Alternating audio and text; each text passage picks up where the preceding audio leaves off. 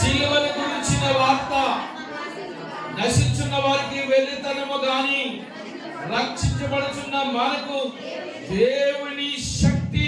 ఆమేన్. దేవుని శక్తి అన్నప్పుడు చాలా శక్తివంతంగా చెప్పాలి. ఏంటది? సిలువను గురించిన వార్త నశించిపోతున్న వారికి అది ఒకవేళ వెర్రితనంగా ఉండొచ్చేమో కానీ రక్షించబడిన మనకైతే మాత్రము దేవుని శక్తి. చెప్పండి, చెప్పమా. దేవుని శక్తి. చెప్పండి, దేవుని శక్తి. ఆమేన్. ఆ శక్తి నశించిపోతున్న వారికి అర్థం కాదు, ఆ లోకంలో ఉన్న వారికి అర్థం కాదు. ఆ శక్తి ఏంటో, రక్షించబడిన వారికి ఆ శక్తి ఏంటో, ఆ శిలువను గురించిన వార్త విలువేంటో తెలుస్తుంది. లోకంలో ఉన్న వారికి, పాపంలో ఉన్న వారికి, దేవుని గురించిన అవగాహన లేని వారికి దేవుని యొక్క శిలువ శక్తి అర్థం కాదు. ఈ శిలువ యొక్క శక్తి ఎంత ప్రభావితమైందో, ఈ శిలువ ఎంత ఆశీర్వాదకరమైందో, ఈ శిలువ ఎంత దీవెనకరమైందో, ఎంత శక్తివంతమైందో పౌలు గారు కొరింథీ సంఘానికి వివరిస్తూ ఉన్నారు. దేవునికి మహిమ కలుగును గాక. శిలువను గురించిన వార్త నశిస్తున్న వారికి వెర్రితనం, దేవుని మాటల వారికి అర్థం కాదు. శిలువ గురించి చెప్తే ఏదో అన్నట్లుగా అనుకుంటారు కానీ ఆ శిలువలో ఉన్న మాధుర్యం ఏంటో, ఆ శిలువ ద్వారా ఈనాటి ప్రపంచంలో ఉన్న మానవుడికి వచ్చిన విలువేంటో, ఆ శిలువలో ఉన్న బహుమానం ఏంటో అర్థం కాని అయోమయ స్థితిలో ఉంటది. వారికి ఎప్పటికీ అది అర్థం కాదు. కానీ రక్షించబడిన వాడికి మాత్రము అది దేవుని యొక్క శక్తిగా మారుతారు. దేవునికి మహిమ కలుగును గాక. ఆ శక్తి ఏంటో పౌలు గారికి తెలుసు. ఆమేన్, ఆమేన్. ఆ శక్తి ఏంటో పౌలు గారికి తెలుసు. ఆ విలువ ఏంటో పౌలు గారికి తెలుసు. ఆ శిలువ ద్వారా అతను పొందుకున్న మేలు ఏంటో తెలుసు. గత కాలంలో పౌలు గారి గత జీవితంలో పూర్వం అంటాడు. పౌలు గారి గత జీవితంలో చాలా డిగ్రీలు ఉన్నాయి ఆయనకి. హలో, ఏమున్నాయి ఆయనకి? చాలా డిగ్రీస్ ఉన్నాయి పౌలు గారికి. చెప్పుకోదగినవన్నీ, చెప్పుకోలేనివి ఏం కాదు. అంత క్వాలిఫికేషన్ పౌలు గారు బాగా. ఏమండి, యూదా మతంలో చాలా ప్రావీణ్యత కలిగిన వాడు.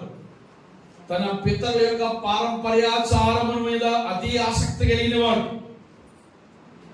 నేనేమన్నానో ప్రియాంక నీకు అప్పటికి అర్థం కాదు, వినాలి. దేవునికి స్తోత్రం కలిగిన గాక. అందరి స్తోత్రం చెప్పండి. వినాలి, చాలా జాగ్రత్తగా వినాలి. ఒక్క మాట పోయినా చాలా విలువను కోల్పోతాం. ఒక్క మాట కూడా దాటిపోకూడదు. లోకంలో చెత్త అంతా దాచుకుంటాం, దేవుని మాటలు దాచుకోవాలి మనం. ఆమె చెప్పండి అమ్మా. సహోదరి వినాలి, చాలా విలువైన మాటలు వినకపోతే కోల్పోతాం, కోల్పోతాం. వినాలి, వినాలి. దేవునికి స్తోత్రం కలిగిన గాక. అందరూ స్తోత్రం చెప్పండి. హల్లెలూయా. లోకంలో చెప్పుకోవడానికి ఎన్నో ఉన్నాయి, అవేమీ చెప్పుకోవడానికి ఇష్టపడతలేదు పౌలు గారు. ఏదైతే భూప్రపంచంలో ఒక శక్తివంతమైంది, ఒక విలువైంది ఏంటి అని అంటే ఆయన మొట్టమొదటిగా చెప్పే మాట ఏంటో తెలుసా? యేసుక్రీస్తు ప్రభు యొక్క శిలువ ద్వారానే మానవుడికి విలువ ఉంది, కానీ శిలువ లేకపోతే మానవుడికి విలువ లేదు. ఆ శిలువ చాలా శక్తివంతమైంది. ఆ శిలువ ఈ ప్రపంచంలోనే శక్తివంతమైంది. ఎంత శక్తివంతమైంది అంటే ప్రపంచం దాటుకుంటూ దాటుకుంటూ దాటుకుంటూ, ప్రపంచంలో ఎన్నో దేశాలు ఉన్నాయి, 7 ఖండాల్లో. అందులో ఒక దేశమైన మన దేశంలో కూడా ఈ రోజున ఈ భారతదేశంలో కూడా చాలా శక్తివంతంగా ఈ శిలువ వాడబడుతుంది. దేవునికి మహిమ కలుగును గాక. శిలువ ఎవరినైతే దర్శిస్తుందో వారి జీవితాలు మారిపోతాయి. ఆమేన్.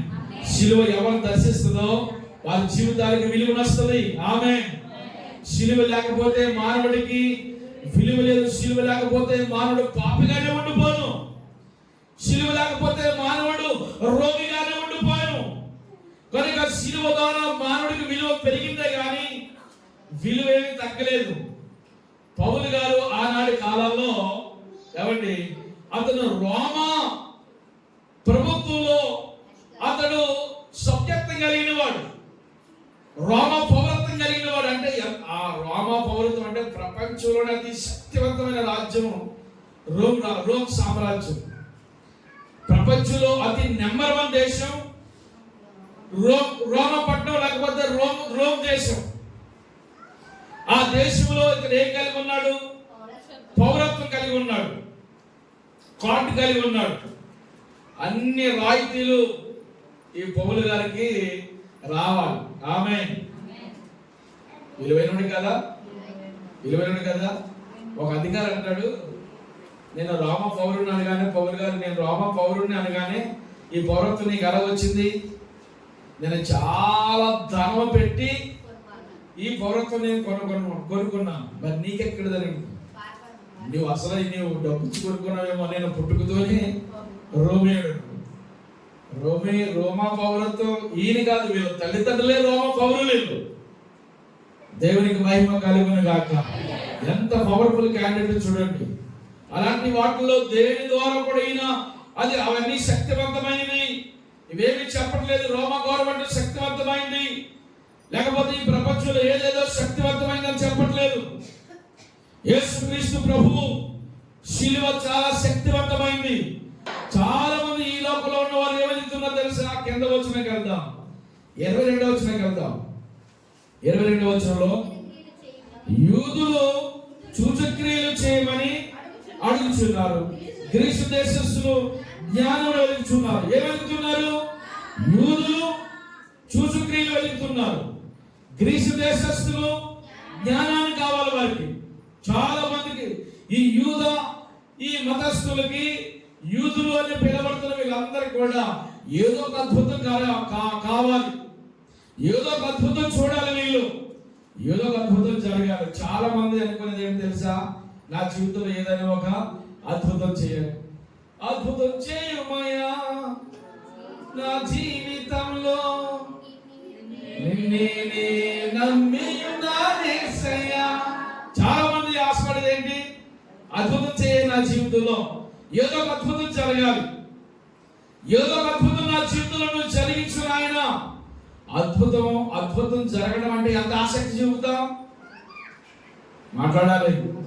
ఏదైనా ఒక అద్భుతం మన జీవితంలో, రాత్రి ఒక అద్భుతం జరిగింది అని నేను అనుకో, ఏంటి అద్భుతం అని ఎంత ఆసక్తిగా చూస్తాను. అప్పుడేమనుకుంటా తెలుసా? నా జీవితంలో ఎప్పుడు అద్భుతం జరుగుతుంది. చాలా మందికి ఆసక్తి ఎందులో చూపుతాం? అద్భుతాలు జరగాలి, ఆశ్చర్య కార్యాలు జరగాలి. దేవుడు ఏదో ఒక సూచన నాకు ఇస్తే, ఏదో సూచక్రియ నా జీవితంలో చూపిస్తే బాగుండు. ఆ రోజున పరిచయులు, ధర్మశాస్త్ర ఉపదేశకులు కూడా యేసుక్రీస్తు ప్రభు దగ్గరికి వచ్చి, అయ్యా నువ్వు ఆకాశంలో ఏదైనా ఒక సూచక్రియ మా కొరకు కనిపించి మేము విశ్వసించట్లేగా, ఏ సూచక్రియ మీరు మా కొరకు చూపిస్తారు? చాలా మంది వారి జీవితంలో ఏం ఆశపడతారంటే, ఏదో ఒక అద్భుతం నా జీవితంలో జరగాలి, ఏదో ఒక కార్యం నా జీవితంలో జరగాలి అని ఆశపడి జీవితం అంతా దాని కొరకు ఎదురు చూసేవారు ఎందరో ఎందరో ఎందరో ఎందరో ఎందరో ఎందరో. అద్భుతం కొరకు చూస్తామా వద్దంటామా? ఏదో ఒక అద్భుతం జరగాలి. యూదులు ఏం కావాలనుకుంటారు? ఎప్పటికి కూడా కొందరి జీవితాల్లో కొందరు ఏమనుకుంటారంటే, దేవుడు ఎందుకు మనకి ఏదో ఒక అద్భుతం నా జీవితంలో జరగాలి, ఏదో ఒకటి చెయ్యాలి. ఏదైనా చేయగలవు, కథ మొత్తం మార్చగలవు, నీ నామముకే మహిమంతా తెచ్చుకుందువు.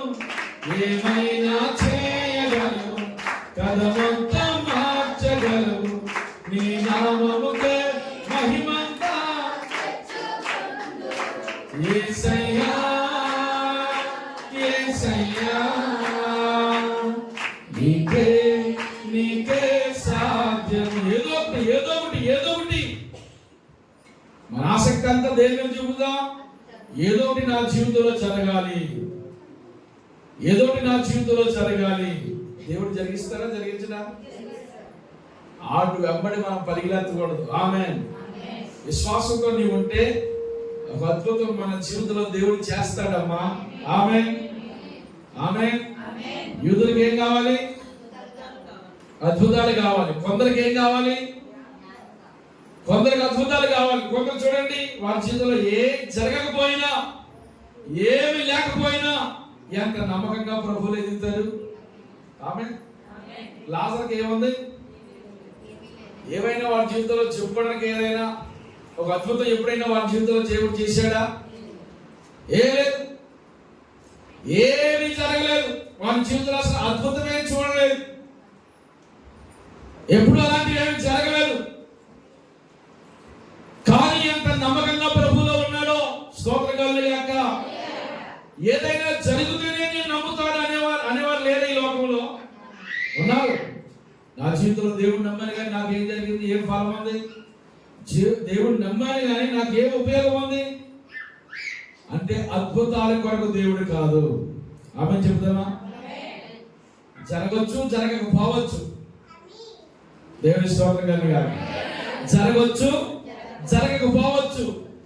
జరగలేనంత మాత్రంలోనే దేవుడు శక్తివంతుడు కాకపోడు. మన జీవితంలో అద్భుతం జరిగినా జరగకపోయినా దేవుడు శక్తివంతమైన వాడే. దేవునికి మహిమ కలుగును గాక. అంటే వాటి వెంబడి మనం పరిగెత్తకూడదు. అద్భుతం వెంబడి మనం పరిగెత్తకూడదు. మన వెంబడి అద్భుతాలు పరిగెత్తుకుంటూ రావాలి. స్తోత్రం కలుగును గాక. హల్లెలూయా, హల్లెలూయా, హల్లెలూయా. జరుగుద్దా జరగదా? జరుగుద్ది. నమ్ముట నీ వలనైతే నమ్మవానికి సమస్తము సాధ్యమే. దేవునికి మహిమ కలుగును గాక. కొందరు ఏం వెతుకుతున్నారు? మరి జ్ఞానాన్ని వెతుకుతున్నారు. యూదులేమో సూచక్రియలు, గ్రీసు దేశస్థులు జ్ఞానాన్ని వెతుకుతున్నారంట. జ్ఞానం, జ్ఞానం, జ్ఞానం, తెలివిని. నేను ఒక తెలివైన వ్యక్తిని అని చూపించుకోవడానికి కొంతమంది చాలా ప్రయాసపడతారు. తెలివి తక్కువగా ఉండాలన్నా తెలివైన వారిగా ఉండాలన్నా మనం ఎంత తెలివిదారుగా మాట్లాడవమ్మా. ఈ తెలివి ఎక్కడది, ఈ జ్ఞానం ఎక్కడది? ఒక వ్యక్తికి మహాజ్ఞానం ఇచ్చాడు దేవుడు. ఏమిచ్చాడు చెప్పండి? మహాజ్ఞానం ఇస్తే ఇది దేవదూతల వల్ల ఇతను మాట్లాడుతున్నారు, ఇది దేవుడి స్వరం తప్ప కానీ వేరొకటి కాదని ఏ రోజున అందరూ ఎత్తుకోబడేశారు.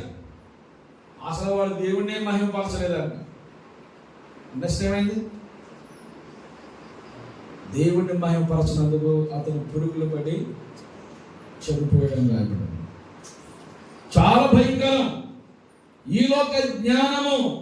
చాలా మంది ఈ లోకములో జ్ఞానవంతులుగా ఎదగాలి, జ్ఞానవంతులుగా ఉండాలి. ఈనాడు కాలంలో ఒక చిన్న మాట, ఈనాడు కాలంలో వారు జ్ఞానవంతులను నిరూపించడం వరకు ఎన్ని డిబేట్లు అండి, ఎన్ని డిబేట్లు జరుగుతున్నాయి. ఏమి నిరూపించుకోవాలని? వారు జ్ఞానవంతులను నిరూపించుకోవాలని. ఈరోజు క్రైస్తత్వం సమాజంలో, ఈనాటి ప్రపంచంలో లోకోవడం కారణం ఎవరు తెలుసా? క్రైస్తవులైన ఈ యొక్క నాయకులే డిబేట్లు చేసి ఇతరుల తప్పని మరొకడు తప్పని ఇంకొకడు, ఇలా ఒకడు తప్పులు ఒకడు ఎంచుకుంటూ పోతూ అసలు బైబిల్నే పడద్దా తీసుకుని పోతూ విశ్వాసంలో ఎదుగుతున్న వారిని చల్లగా చేస్తూ చల్లగా చేస్తూ విశ్వాసంలో ఎదిగే వాళ్ళు కూడా ఎదగకుండా చేస్తున్నారు. వీళ్ళకి ఎందుకు వచ్చిన డిబేట్లు? ఆ డిబేట్ ద్వారా ఒక ఆత్మైన రక్షించబడుద్దా? ఆ డిబేట్ ద్వారా ఎవరికైనా లేకపోతే క్రైస్తవ కుటుంబాలు కానీ క్రైస్తత్వానికి కానీ ఏమైనా ఉపయోగం ఉందా? నేనేదో జ్ఞానవంతులు ఇన్ని డిబేట్లు చేశారు కదా, ఈ డిబేట్లు చేసిన వాళ్ళు అడుగుతున్నా నేను, వీళ్ళు డిబేట్లు చేశారు కదా, ఈ డిబేట్ ద్వారా ఎవడైనా ఈరోజు డిబేట్ చేసిన వాళ్ళు ఈ డిబేట్లు నెగ్గాడు, ఇతను నిలబడ్డాడు, ఇతనే విన్నయ్యాడు వారు ఎవరున్నారా? ఎందుకంటే ఎవడ ఎరువుడు అంటే ఆ డిబేట్ చూసినోడు ఎరువుడు.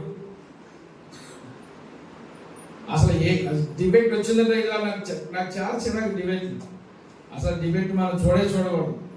ఆ డిబేట్ ద్వారా ఏమో తెలుసా, మన మైండ్ సెట్ కూడా మారిపోదు. భక్తిగా ఎదుగుతున్న వారిని పాడు చేయడానికి ఈ డిబేట్లు చేసే ఈ పెద్ద నాయకులందరూ కూడా మాకేదో బైబిల్ జ్ఞానం తెలుసు అంటారు. జ్ఞానవంతులమని నిరూపించుకోవాల్సిన అవసరం లేదు. ఆ సిలువను ప్రకటిస్తే చాలు. నీవు దేవునికి మహిమ కలుగును గాక. హల్లెలూయా. ఆ సిలువే మన స్థితిని మార్చుంది.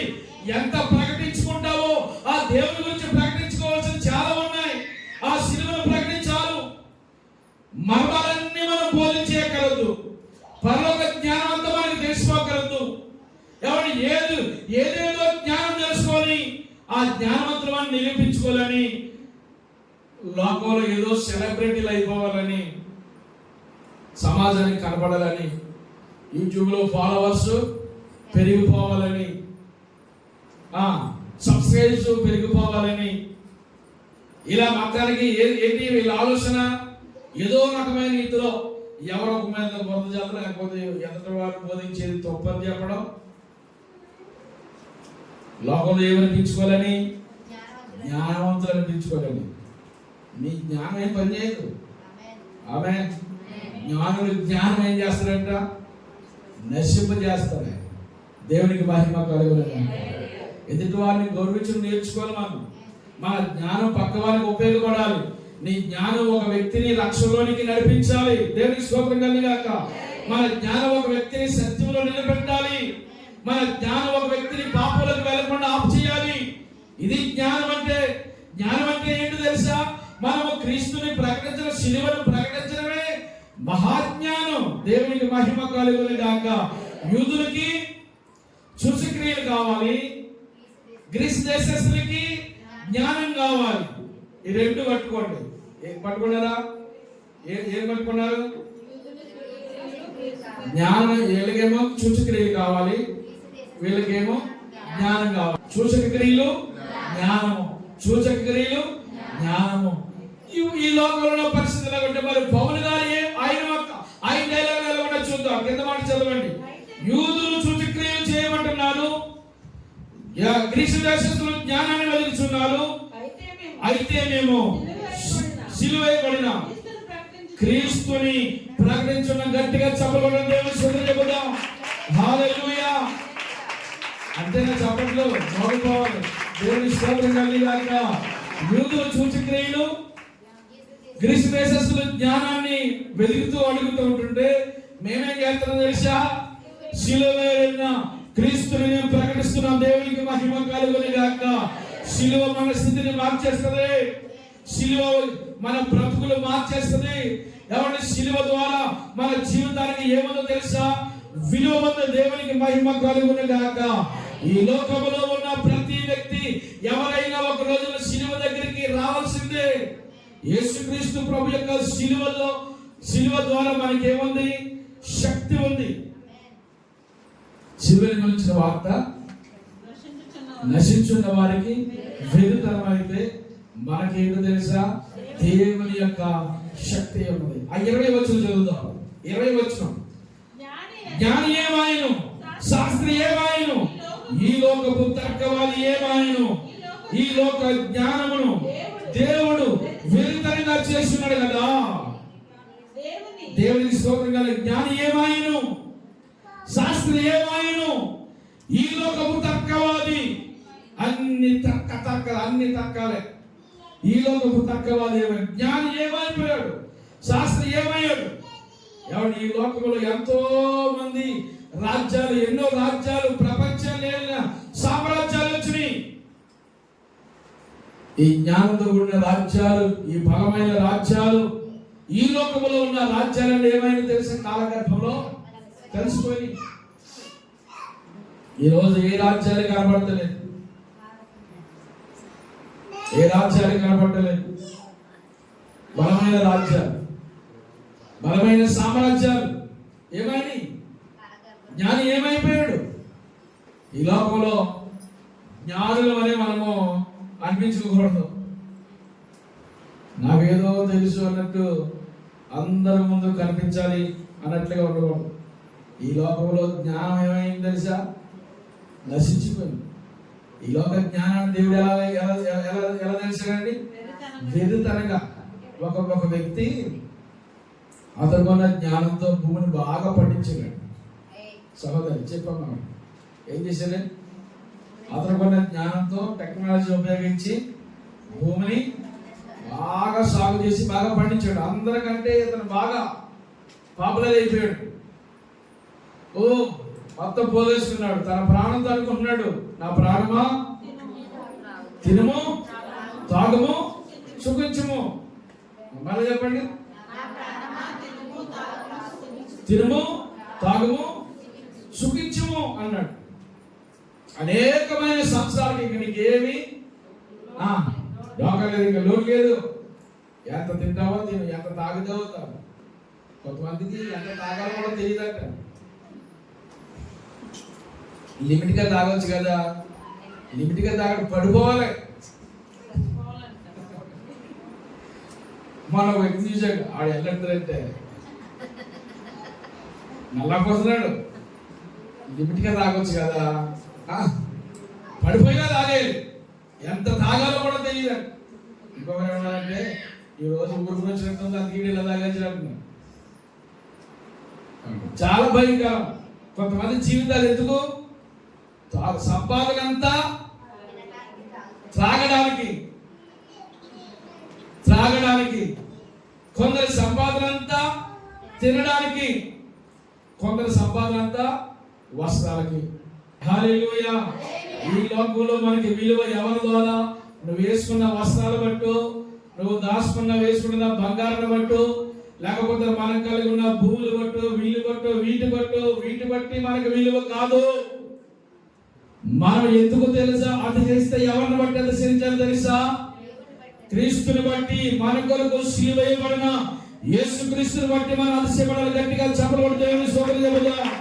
గట్టిగా కొట్టాలి. దేవునికి మహిమ కలుగును గాక. మనం దేని బట్టి అతిశయించాలి తెలుసా?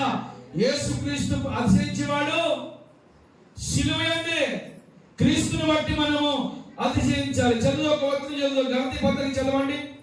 మొదటి మాట మనం చూసుకుంటే, ఏమండి, సిలువ వార్త ఎవరికి శక్తివంతమైందో తెలుసా?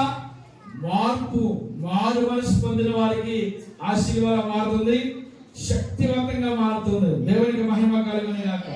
సిలువ ఎవరికి శక్తివంతమైంది? మార్పు పొందిన వారికి. అనండి. ఎవరికి సిలువ వెలుగుతుంది? మార్పు పొందిన వారికి. చదవండి, మాట చదవండి. గలతీ పత్రిక 6వ అధ్యాయం 12వ వచనం చదవండి. 14వ వచనం. గలతీ పత్రిక. అయితే మన ప్రభు అయిన యేసుక్రీస్తు సిలువయందు తప్ప మరి దేని యందును అతిశయించుట నాకు దూరమగును గాక. స్తోత్రం కలుగును గాక. అమ్మా, స్తోత్రం కలుగును గాక. ఏమి ఇబ్బంది పడకండి. హల్లెలూయా చెప్పడానికి ఇబ్బంది పడకండి. అందరూ రెస్పాండ్ అవ్వాలి. హల్లెలూయా చెప్తే ఎప్పుడైనా తీరిపోతాయట. ఆకుండా ఎప్పుడు హల్లెలూయా చెప్పినా హల్లెలూయా చెప్తూ ఉంటే ఏం జరుగుతాయి? హల్లెలూయా. అప్పుడు అందరూ హల్లెలూయా చెప్పండి. అప్పుడు తీరిపోతే నిజం అవుతామా? హల్లెలూయా. దేవుని స్తోత్రం చెప్పండి. అతిశయించబడి ఎవరు? ఎందులోని? దేవుని యందు అతిశయించాలి. ఇక్కడ చెబుతున్నాడు. అయితే అని చెప్పి మన ప్రభు అయిన యేసుక్రీస్తు యొక్క శిలువ దేని యందును అతిశయించుట నాకు దూరమగును గాక. లోకమునకు నేను శిలువ వేయబడున్నాను. చూసాక ఏం చెబుతున్నాడు? ఇదిగో, ఎవడైనా అతిశయిస్తే, ఇక్కడ చూడండి, నేను అతిశయించవలసి వస్తే మన ప్రభు అయిన శిలువ తప్ప మరి దేని నేను అతిశయించను. ఒకవేళ అలా అతిశయిస్తే అది నాకు దూరమగును గాక అంటున్నాడు. ఇలా చెప్పాడు కదా, ఆయన రోమ పౌరత్వం కలిగిన వాడు.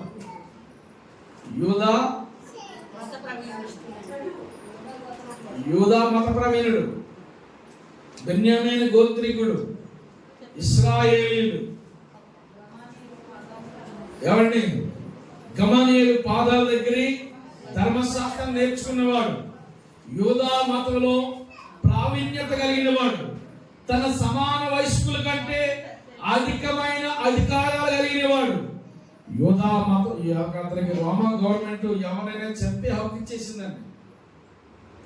ఇక్కడికి వచ్చి ఎవరైనా ఒకటి చంపేసుకోవడానికో ఎవరో పౌలు గారు కేసు ఉండదు ఆయనకి. మరి నువ్వు చెప్తే నా కొడుకునే తీసుకెళ్ళి బాగుతారు కదా. ఆయనకి అలాంటి లేవు. అంటే ఎంత పవర్ఫుల్ క్యాండిడేట్ చూడండి. చాలా ధనికుడు ఆయన. ఆమె చెప్పండి, చాలా ధనికుడు. చాలా అన్నీ ఈయన అన్నారు అధిక విద్య వల్ల ఇతనికి ఏం పట్టిందన్నారు, పిచ్చి పట్టిందన్నారు. అంటే చాలా చదవాలి. ఆనాటి కాలంలో విశ్వవిద్యాలయంలో మంచి బాగా చదువుకున్నవాడు. ఇన్ని క్వాలిఫికేషన్ ఉన్నాయి ఆయనకి. రామా గవర్నమెంట్ లో మంచి పౌరత్వం కలిగిన వాడు, మంచి ధనికుడు. వీటి అందు దేని బట్టి కూడా అసలు ఎప్పుడు కూడా అతిశయించలేదంట. హలో, అర్థమైందా? ఇతనుకున్న దాన్ని బట్టి ఏ రోజుని అతను అతిశయించలేదు. ఒకవేళ అతిశయించవలసి వస్తే నా కొరకు నా దేవుడు, నా యేసయ్య, నా ప్రభు నా కొరకు సిలువ వేయబడ్డాడు అని అతిశయిస్తూ ఉండేవాడు. గట్టిగా చెప్పకూడదు. హల్లెలూయా. ఇక దేని అతిశయించేవాడు కాదు. మనం కూడా మనం అతిశయించవలసి వస్తే ఎలా అతిశయిస్తాం?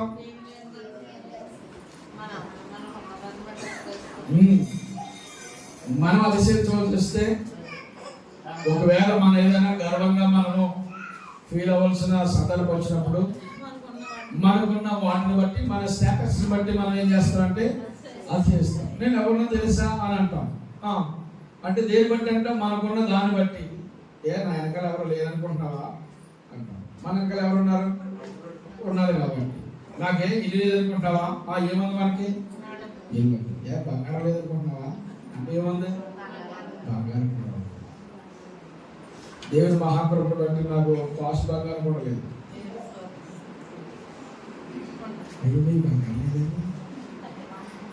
లేదు, మా పిల్లలకి లేదు బంగారం, అమ్మగారికి లేదు బంగారం, మా బాబు బంగారం లేదు. కానీ బంగారం అంటే వేసే ఉన్నాడు. దేవుని స్తోత్రం కలిగాక అసలు బంగారం కొనుక్కోవాలని కానీ, బంగారం పెట్టుకోవాలని కానీ, బంగారం దాచుకోవాలని కానీ ఇలాంటి ఆశలు అసలు మాకు లేనిలో. అందరికంటే ఎక్కువ ఎవరు ఉన్నారని చెప్పారు? బంగారం లాంటి యేసయ్య మాకు ఉన్నాడు. స్తోత్రం కలిగాక. ఇంకో విషయం చెప్పిన, ఈ బంగారం అంతా పరలోకంలో ఎక్కడ ఉంటుందంటే అమ్మ మన పాదాల కింద ఉంటది. బంగారం వీధిలోనే మనం ఏం చేస్తాం? నడుస్తాం. దేవుని స్తోత్రం కలిగాక. అప్పుడు ఎవరికైనా బంగారం కావాలంటే అమ్మ కొంచెం బంగారం ఇస్తారనుకో, నాకెందుకు బంగారం, నా కాళ్ళ కింద పడి పెడుతుంది అది అంతే కదా. బంగారానికి అసలు విలువ లేదు. కానీ ఈ లోకంలో మనం అతిశయించవలసి వస్తే మనకున్న దేన్ని బట్టి మనం అతిశయించడానికి వీల్లేదు. అసలు నేను అతిశయించవలసి వస్తే ఇదిగో ప్రభు అయిన యేసుక్రీస్తు మన కొరకు నా కొరకు సిలువ వేయబడ్డాడు. ఆ సందర్భాన్ని బట్టి నేను అతిశయిస్తానని ఎంత గర్వంగా చెప్తున్నాడు. దేవునికి మహిమ కలుగును గాక. సిలువ ద్వారా తప్ప ఒకవేళ దేని ద్వారా కనుక నేను అతిశయపడుతున్నానని ఒకవేళ నాకు అనిపిస్తే అది నాకు దూరమగును గాక. అతనుకున్న ధనము, అతనుకున్న పలుకుబడి, అతనుకున్న రాజకీయ బలము, అతనుకున్న ఆస్తి, అతనుకున్న చదువు, అతనుకున్న విద్య, అతనుకున్న పౌరత్వము, ఇవన్నీ కలిసి పెంటతో సమానంగా ఎంచుకున్నాడు. గట్టిగా చప్పట్లు కొట్టాలి. హల్లెలూయా. పెంటతో సమానంగా ఎంచుకున్నాడు. మరి ఏది విలువైందంటున్నాడు? ప్రభు అయిన యేసుక్రీస్తు సిలువను తప్ప మరి దేని యందు ఒకవేళ నేను అతిశయిస్తే అది నాకు దూరమగును గాక అంటున్నాడు. ఎంత విలువగా చూస్తున్నాడు ఆ సిలువను. అందుకని సిలువ వార్త ప్రతిరోజు మనం అనుకుంటాం, మాకు ఎందుకు సిలువ వార్త, మేము ఆల్రెడీ రక్షించబడిపోయాం, ఈ సిలువ మేము ఆల్రెడీ ప్రభువుని తెలుసుకున్నాం, రక్షణలో ఉన్నాం, ఇక మాకు సిలువ వార్త అవసరం లేదనుకుంటాం. ప్రతిరోజు సిలువ గురించిన వార్తను మనం ఏం చేస్తున్నాం తెలుసా? వింటుండాలి. మనం రికవర్ అవుతూనే ఉండాలి, చార్జింగ్ చేయబడుతూ ఉండాలి. ఎక్కడికి వెళ్ళినా ఎవరి గురించి చెప్పాలి? మనం సిలువ గురించే చెప్పాలి. ఆమేన్. ఎక్కడికి వెళ్ళినా మనము సిలువ గురించే చెప్పాలి. సిలువే మనుషుల యొక్క స్థితిగతులు మార్చేది. సిలువ ద్వారా అనేకుల జీవితాలకి విముక్తిని దేవుడు ఇస్తున్నాడు. దేవునికి మహిమ కలుగును గాక. అన్న దేవస్థానం చెబుదాం.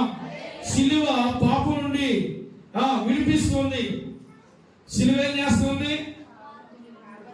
మన పాపం నుండి విడిపిస్తూ ఉంది. చెప్పాలి చెప్పండి. సిలువ ఏం చేస్తుంది? పాపం నుండి మనల్ని విడిపిస్తూ ఉంది. ఎలాంటి పాపి అయినా సిలువ చెంతకు వస్తే సిలువలో పాపాలు ఏం చేయబడతాయి తెలుసా? క్షమించబడతాయి. ఆమె మనందరి పాపములు ఆయన ఏం చేశాడు? ఆయన భుజ స్కంధాల మీద వేసుకుని మన పాపం నుండి మనల్ని విడుదల చేశాడు. పౌలు గారు అన్నారు, మేము పూర్వం దోషకుడు, హింసకుడు, హారికరుడు. చెప్పు. హలో, పూర్వం ఎవరు? దోషకుడు. వినాలి. రెండు టికెట్లు కొంచెం తేడా ఉన్నాయి ఈరోజు. అంటే వినాలి. దేవుని స్తోత్రం కలిగిన పూర్వం ఎవరు? పూర్వం దోషకుడు, హింసకుడు, హానికరుడు, అపరిమితంగా సంఘాన్ని హింసించిన వాడిని. తేలిక చేశాను కనుక ఏం చేయబడ్డాడు? క్షమించబడ్డాడు. దేవునికి మహిమ కలుగును. శిలువ యొక్క ఏముంది? మన పాపమునకు విముక్తి, ప్రాయశ్చిత్తం దొరుకుతుంది. ఎంత ఘోర పాపి అయినా కానీ దేవుని యొక్క పాదాల దగ్గరికి వస్తే ఏం చేయబడతాడు? వ్యక్తి క్షమించబడతాడు. ఇక ఈ పాపం ఆ పాపం ఏ పాపాలైనా ఈ ఎలాంటి పాపి? నరహంతకుడు. పౌలు గారి గురించి చెప్పాలంటే ఎవరైనా నరహంతకుడు, భయంకరమైన హింసకుడు, హానికరుడు, తీవ్రవాది, ఉగ్రవాది. అలాంటి భయంకరమైన హింసాత్మకమైన వ్యక్తి ఏం చేయబడి తెలుసా? ఆయన జీవితంలో అనుకున్నాడు, ఇక ఎప్పుడు మనిషి ఈ పాపి అని ఎప్పుడు తెలుస్తుంది అంటే శిలువ దగ్గరికి వస్తేనే మనిషి పాపి అని అర్థమైంది. ఆమె చెప్పండి. శిలువ దగ్గరికి రాకపోతే ఆ వ్యక్తి పాపి అన్న విషయం అర్థం కాదు. పౌలు గారు అంతవరకు, సౌలు గారు అంతవరకు లోకంలో ఉన్న వ్యక్తి, అతను పాపి అన్న విషయం అతనికి అర్థం కాలేదు. శిలువ దగ్గరికి ఎప్పుడైతే వచ్చాడో, శిలువ దర్శనం ఎప్పుడైతే పొందుకున్నాడో అతను పాపి అన్న విషయం అర్థమైంది. దేవునికి మహిమ కలుగును గాక. పాపిని ప్రభు దగ్గరికి ఒప్పుకున్నాడు, పాపాలన్నీ ఒప్పుకున్నాడు, ప్రభు పాదాలు పట్టుకున్నాడు, తన పాపాలు క్షమించమని అడిగాడు. ఏమండి? అతని అతిక్రమములన్నీ కూడా దేవుడు ఏం చేశాడు తెలుసా? శిలువలో క్షమించి వేశాడు. అతని పాపములన్నీ దేవుడు క్షమించి వేశాడు. ఎలాంటి శిలువ దగ్గరికి వస్తే మానవుడు పాపంతో వస్తాడు. పాపిగా ఉన్న ఈ మానవుడు శిలువ దగ్గరికి వచ్చిన తర్వాత ఏం చేయబడతాడు తెలుసా? పరిశుద్ధంగా మార్చబడతాడు. దేవునికి మహిమ కలుగును. పాపిగా ఉన్న ఈ మానవుడు పరిశుద్ధుడు అవుతాడు. శిలువ దగ్గర పాపి పరిశుద్ధుడు అవుతాడు. శిలువ దగ్గరికి వస్తే మన పాపములన్నీ దేవుడు రిమూవ్ చేస్తాడు, క్షమించి వేస్తాడు. ఇక మన పాపాలకి ప్రాయశ్చిత్తం కావాలంటే లోకంలో ఉన్న వారికి, అందుకని నువ్వు పాపి అంటే ఒప్పుకోడు. నేను పాపని అంటాడు. పాపి అని అర్థం కావాలంటే ఇప్పుడు ఏం చేయాలి? అందుకని కొంతమంది డిబేట్లో లేకపోతే అలాగే మాట్లాడేవాళ్ళు, కొంత ఐదవాదులుగా ఉండి కొంతమంది మాట్లాడే వ్యక్తులు, ఈ క్రైస్తవులు అంటే నాకు చాలా కోపం అండి. ఎవరు చూసినా పాపులు అంటారు. మీరు మేం పాపం చేసాం, ఏ కర్మ చేశాం? అతను పాపి అని అర్థం కావాలంటే ఎక్కడికి రావాలి? నువ్వు పాపి అని మనం చెప్పామనుకోండి, అతను మనమే తిరగబడతాడు.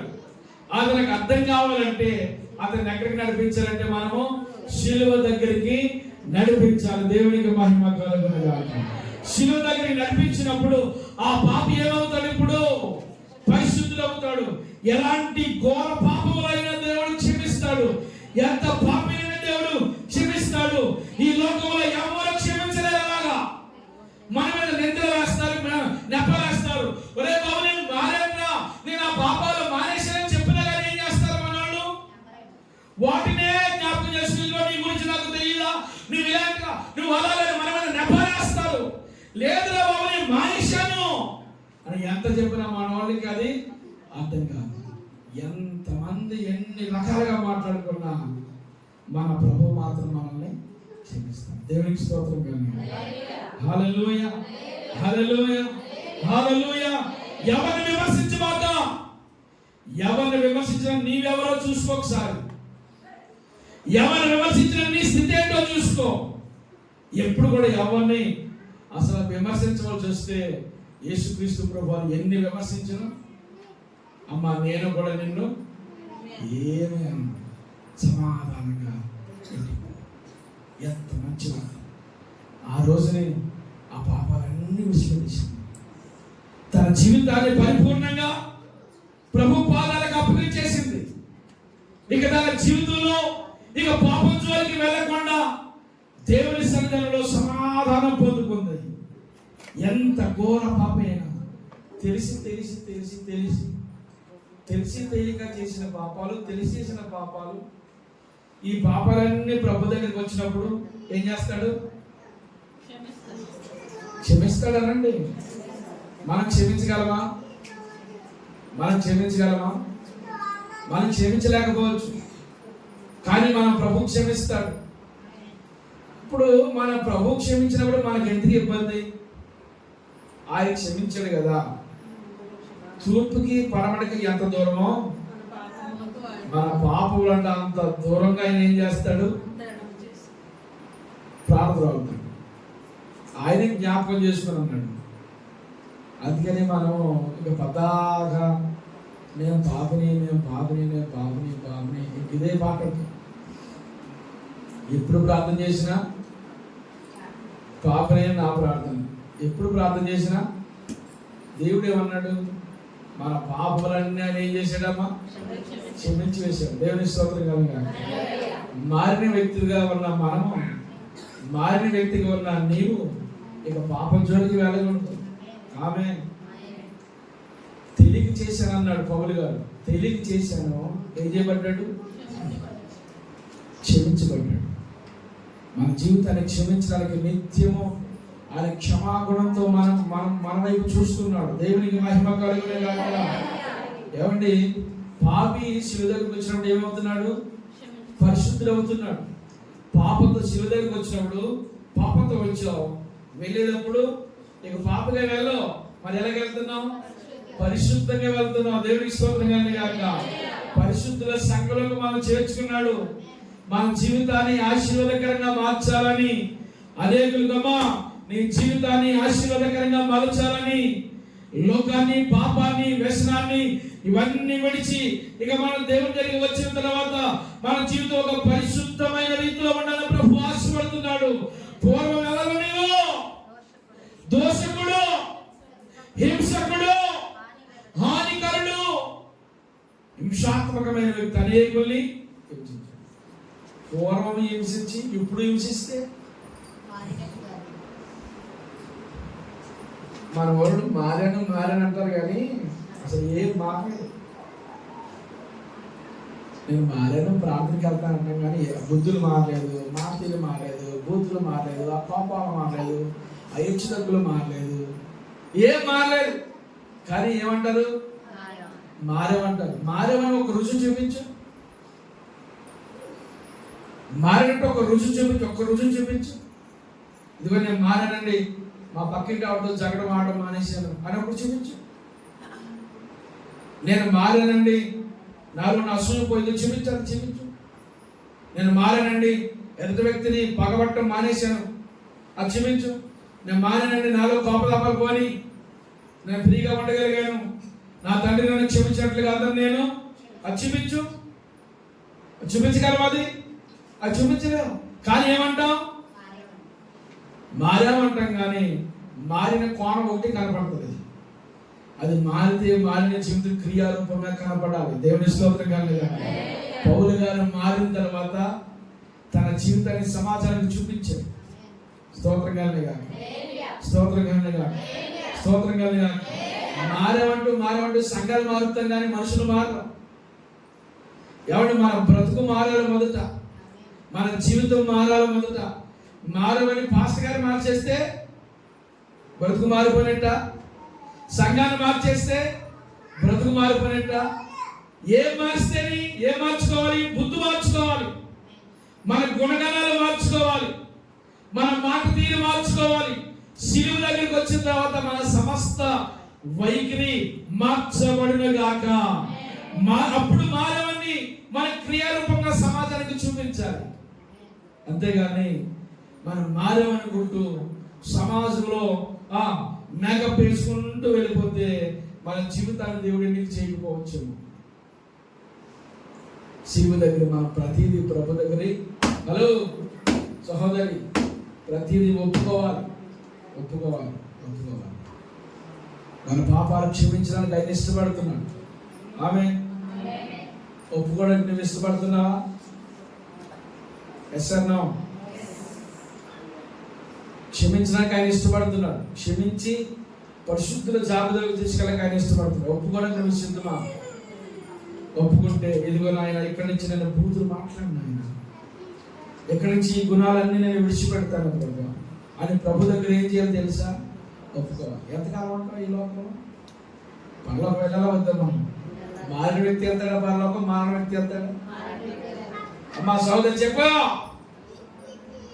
మారినోడు వెళ్తాడు, మారినాడు వెళ్ళడు. నేను మారాను కదండి ప్రార్థనకు వస్తే మారిపోయినట్లా కాదు. మన వైఖరి మారాలి. ఆమేన్. మా ఆమేన్ చెప్పండి. ఆ శుభ్రత ముందు పోవాలి పోవాలి, ఆ జగడాలు పోవాలి, ఆ బూతులు పోవాలి. ఈదులోకి వెళ్ళామంటే మనతో ఎవరు జగడం ఆనలేరు. అమ్మని చూస్తా, ఎక్కడికి వెళ్తావు మళ్ళీ నువ్వు? ఎక్కడికి వెళ్తావమ్మా నువ్వు? చర్చికి వెళ్తావు. పరిశుద్ధమైన దేవుని బైబిల్ పట్టుకుంటాం, పరిశుద్ధమైన దేవుని బలలో పాలు పొందుకుంటాం.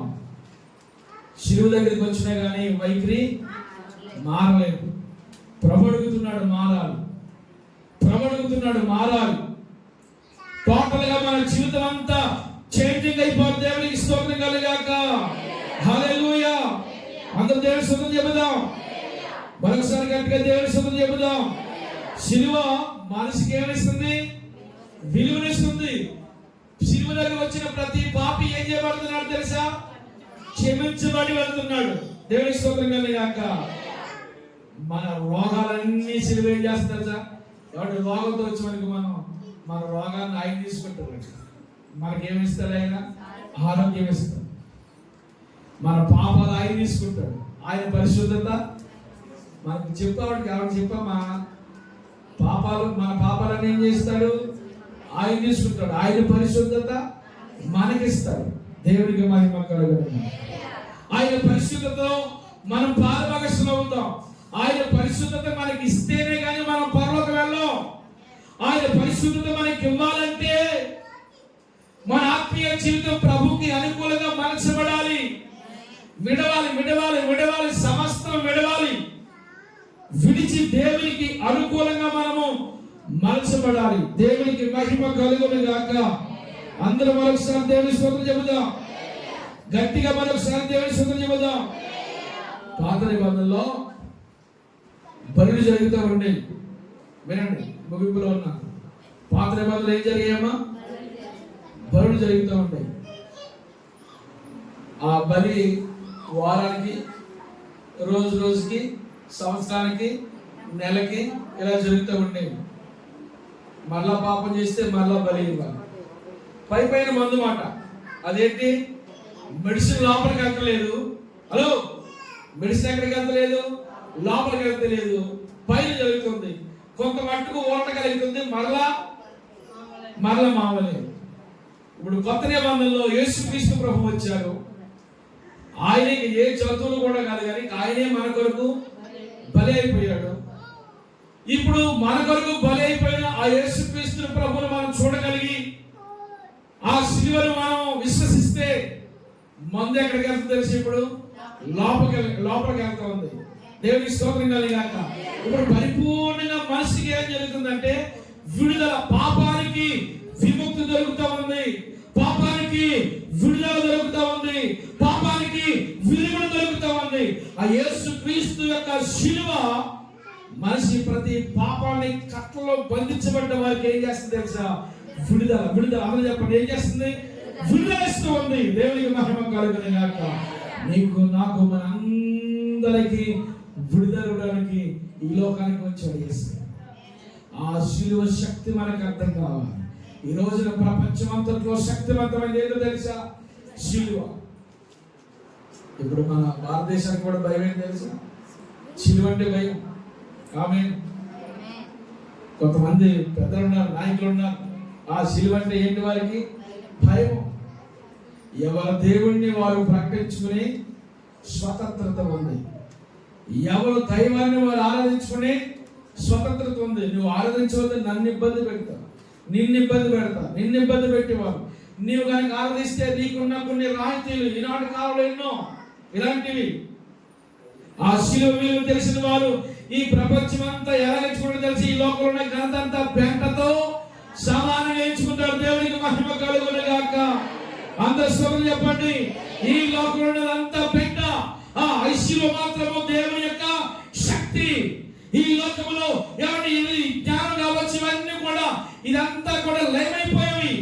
ఈ శిలువ వార్త తెలుసుకున్న వారు జీవితాలు ఎలా మార్చబడుతుంటే శక్తివంతంగా, ధన్యకరంగా, ఎవరిని ఆశీర్వాదకరంగా మార్చబడతాయి.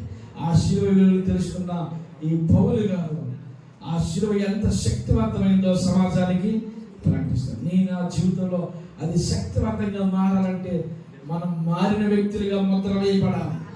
సమాజానికి మనం కనిపించాలి. ఈ శిలువను మనం మొయ్యాలి. ఈ శిలువను మనం సమాజానికి తీసుకుని వెళ్ళాలి. ఈ శిలువ ప్రేమను ప్రకటించాలి. శిలువ ద్వారా నీ జీవితానికి, నా జీవితానికి, మా అందరి జీవితానికి విలువ ఉందని ఈ శిలువ వార్తను చెప్పి ప్రభు రాజ్యాన్ని మనం స్థాపించే వ్యక్తులుగా మార్చబడతాం. అట్టి కృప ప్రభు మనందరికీ అనుగ్రహించును గాక.